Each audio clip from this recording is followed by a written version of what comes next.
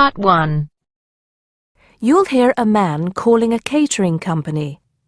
First, you have some time to look at questions 1 to 5.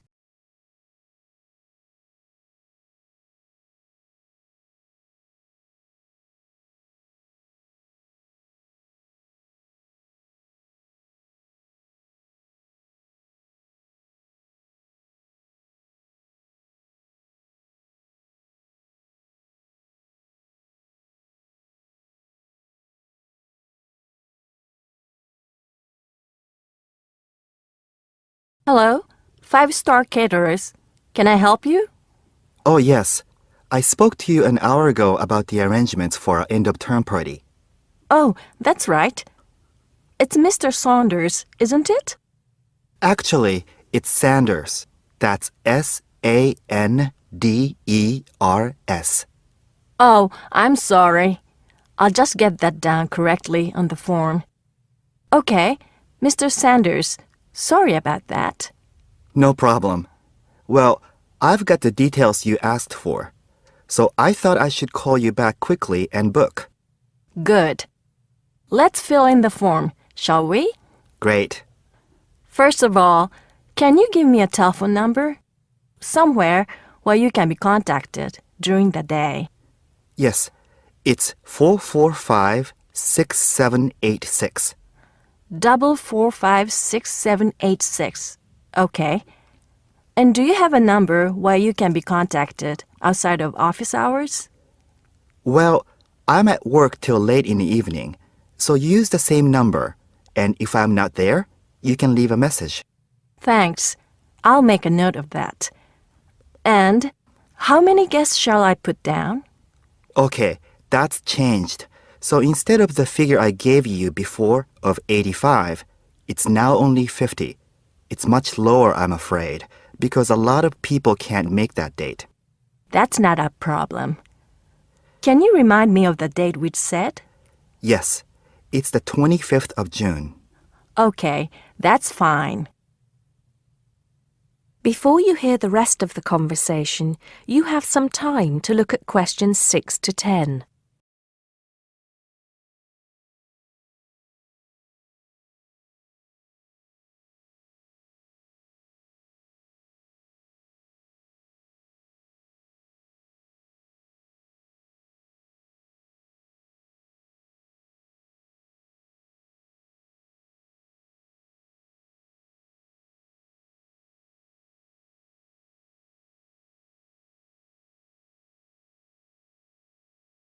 Now listen and answer questions 6 to 10. Now, did you have the chance to look at the tables on the website? Yes, I did. And I think the rectangular tables would be good. The long, thin ones. Yes, you could have 2 of those. The only problem is that they're for 24 people. So, you'd only seat 48 people that way. And if you have 50 guests... Oh, I see what you mean. 2 people would have nowhere to sit. What about the square ones? You'd have the same problem with numbers. Usually, for 50 people, we find the round tables work well. Not the smaller ones. They only seat 6 people. The ones that seat 10, the large ones. So do you think we should have 5 of those? I think that would work well. Okay, that's what we'll do then. Fine. And have you decided on the menu you would like? Yes, I think so. But I wanted to ask you, we talked about having the 3-course meal with waiter service, but in the end, we thought it would be a bit too formal. So that leaves the buffet or the 7-course banquet. How much is a banquet again? £100 a head. That's too much and too formal. The buffet is fine. Okay, so I think I've got everything. We'd need a deposit of 50% of the total. Right. What's the total? Just a minute. Yes, it's £30 a head times 50, so that's £1,500. 50% of that would be $750 now, with the balance due another $750 on the day. Great. I'll call in tomorrow if that's okay. I can pay you the deposit then. We'll look forward to seeing you tomorrow then. Okay. Thanks a lot. Goodbye. Goodbye. That is the end of part 1. You now have half a minute to check your answers.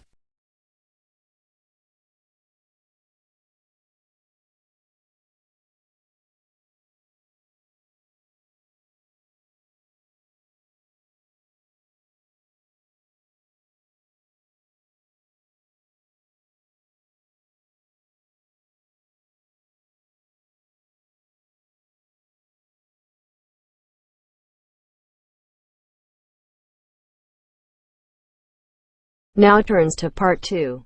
Part 2. You'll hear a guide talking to a group of tourists about Buckingham Palace. First, you have some time to look at questions 11 to 17.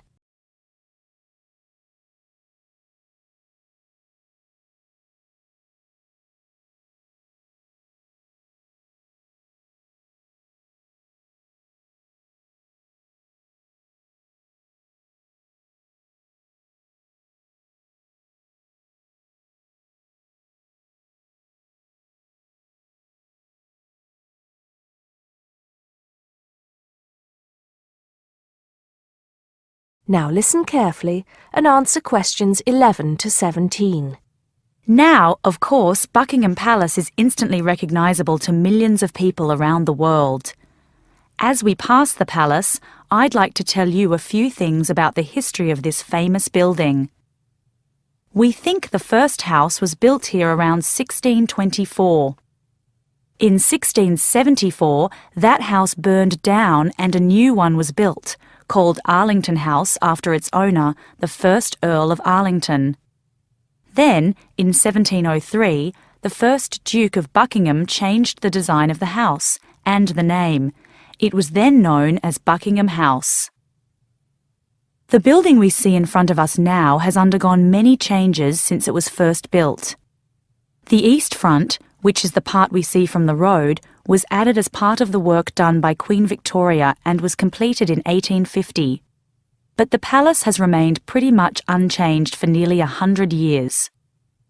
The last major changes to the structure were made by King George V, who, in 1913, had the east front redesigned as a backdrop to the large memorial to Queen Victoria, which had just been placed outside the palace gates. Since then, only minor changes have been made. I should point out, though, that the palace was bombed 7 times during the Second World War, most seriously in 1940, when the palace's chapel was destroyed. Today, of course, it is the home of the royal family, but that wasn't always the case, although they did own most of the land it was built on. It was George IV who turned it into a palace, doubling its size when he became king in 1820. He had inherited it from his father, King George III, who, in 1761, had become the first royal owner of the building, though it was still not used as the home of the royal family, just as a private home for Queen Charlotte. It was known as the Queen's House at that time. King William IV finished the work after his brother, George IV, died. But King William never moved into the palace. In fact, in 1834, he offered it as a new home for Parliament after the Houses of Parliament were destroyed by fire. The offer was not accepted, though, and in 1837, when Victoria became Queen, the house became the main royal residence in London. However, Victoria and her husband, Prince Albert, found the house too small, so they carried out building work to further enlarge it. This included building the east front, which I've already mentioned as the part we are looking at now. Victoria was also responsible for moving the Marble Arch, built as a part of the palace itself in the 1820s, to where it stands today, separate from the palace on the corner of Hyde Park. For 20 years or so, the palace was often the setting for huge banquets, dances, and musical performances. This period lasted until Prince Albert died in 1861, after which Victoria spent very little time there, and the palace was hardly ever used. Before you hear the rest of the talk, you have some time to look at questions 18 to 20.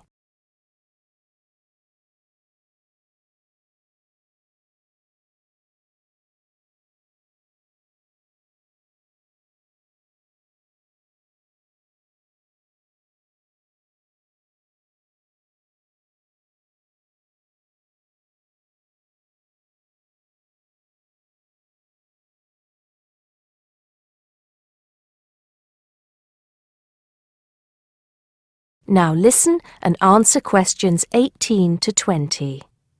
When Victoria died in 1901, Edward VII became king. He was responsible for most of the decoration inside that exists today, and the dark days of the later part of Victoria's reign were fairly quickly forgotten as the palace came back to life. The palace has been in continual use by the British royal family ever since. A lot of people ask me if they can visit the palace. One way is if you're lucky enough to be invited to one of the 3 garden parties usually held every year. As many as 8,000 people attend these, although most of them do not get to meet any members of the royal family, and they don't see much of the inside of the palace. The garden is, however, quite spectacular, and it is the largest private garden in London, with an artificial lake, 30 different species of bird, and over 350 different wild flowers, some of which are extremely rare. Inside the palace, there are 240 bedrooms, 92 offices, and 78 bathrooms. There are also 19 staterooms, which are used for official engagements and ceremonies. Members of the public are only allowed to visit the staterooms, and then only in August or September when the monarch is not there. It's worth it, though, because there's a lot to see in the staterooms, including examples of some of the world's best art with works by Rembrandt, Rubens, and Canaletto. The tour, which lasts up to 2.5 hours, ends in the garden, where you can see more of the outside of the palace not visible from the road. That is the end of part 2. You now have half a minute to check your answers.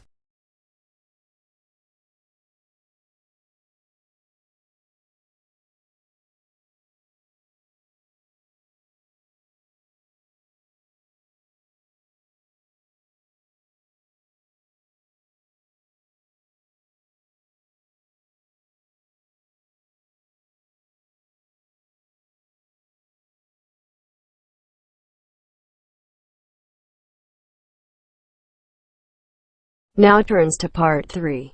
Part 3. You'll hear 2 university students discussing a social science lecture they attended. First, you have some time to look at questions 21 to 24.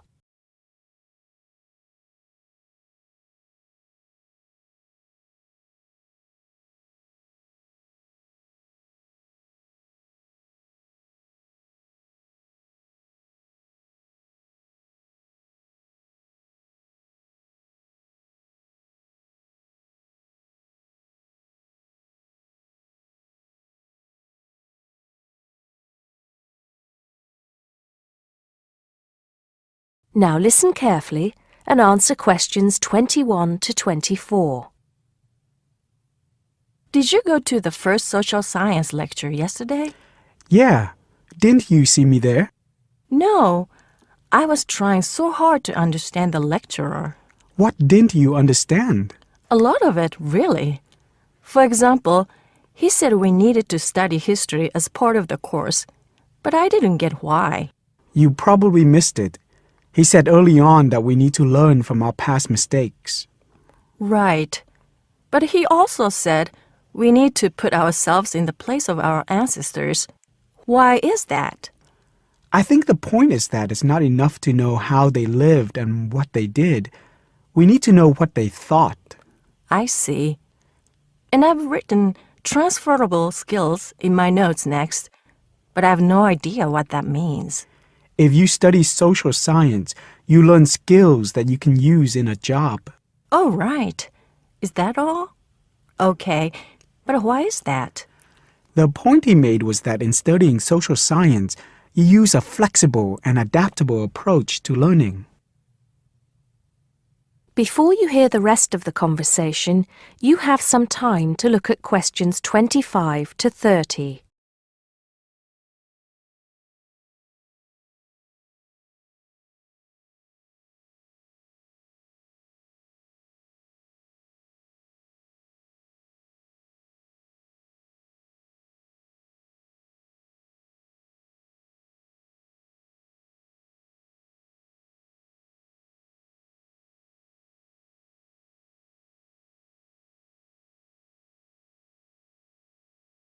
Now listen and answer questions 25 to 30.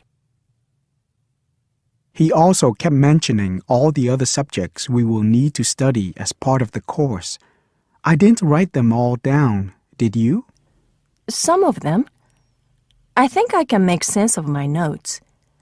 The first one was anthropology, which he said would cover prehistory and archaeology as well. Okay. Then there's economics. I wrote down that this was not meant to mean that we will spend all our time looking at economic theory, but more that we need to see how humans behave. That's good. I don't think I could handle economic theory. He said something about education too, didn't he? Yeah. He said we'll be looking at how cultural information is handed down from one generation to the next through teaching children. He said we'd be focusing on geography too, but I can't really remember which aspects. Can you? I noted it down, I think. Here we are, yes, particularly in relation to urban planning. It's law that I got confused about. I didn't understand why he linked that to economics. I think he meant that laws affect the way wealth is distributed. That makes sense. Now, what are the science wars? Okay, I did get that. The science wars are about how social science collects information. In sociology and social work, and in social science generally, they can only study patterns of behavior and observe. If you compare that to the way scientists work in physics or chemistry, it's very different because they use specific experiments that can be tested and which give concrete answers. Social studies is often accused of being unscientific. That's all. Okay. But it still looks like a good course, doesn't it? You don't have any regrets, do you? None at all. I'm looking forward to it. That is the end of part 3. You now have half a minute to check your answers.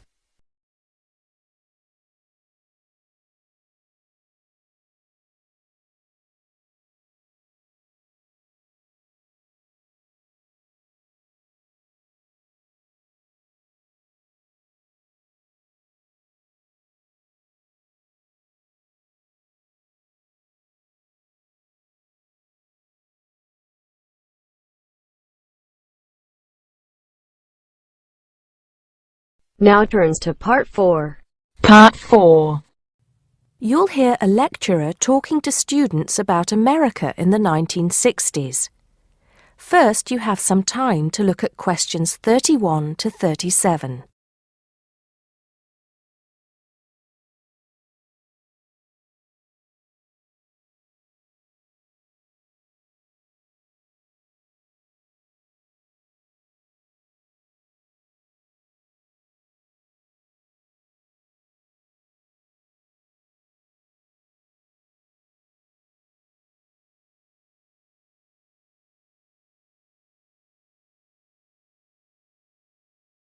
Now listen carefully and answer questions 31 to 37.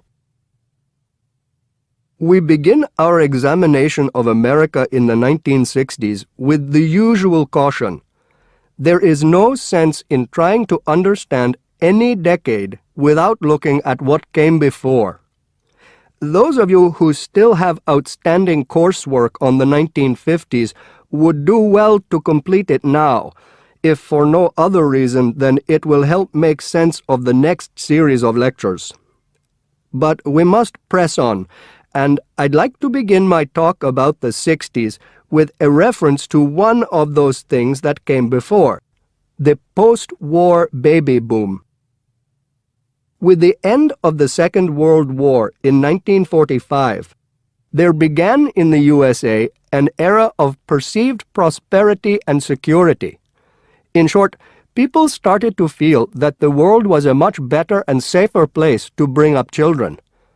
So, at the start of the 60s, all those children born in the baby boom, 70 million in the US alone, were teenagers. As the 60s progressed, and as this large number of people approached adulthood, there was a noticeable shift in the balance of power, and young people began to have a voice in ways that were not considered possible in the more conservative atmosphere of the preceding decade. Things were moving forward at a rapid pace. The literature of the time brought out all the taboos. Everything was covered, such as race, in, for example, the book To Kill a Mockingbird. The role of women changed, and equality for women, well, let's just say that once certain books were published, women were no longer going to be satisfied with their roles as devoted wives and mothers. Through literature alone, the whole fabric of society was challenged, and by the end of the 60s, things would never again be as they had pretty much been for the preceding 40 years.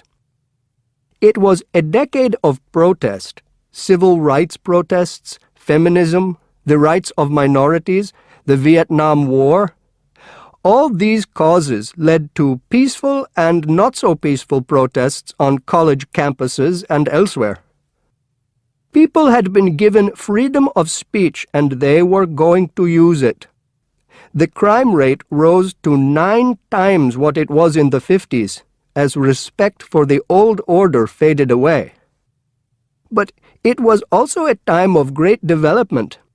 In medicine, the 60s saw the first heart transplant.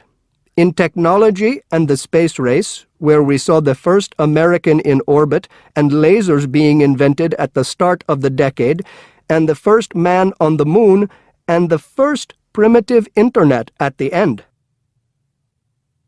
Before you hear the rest of the talk, you have some time to look at questions 38 to 40.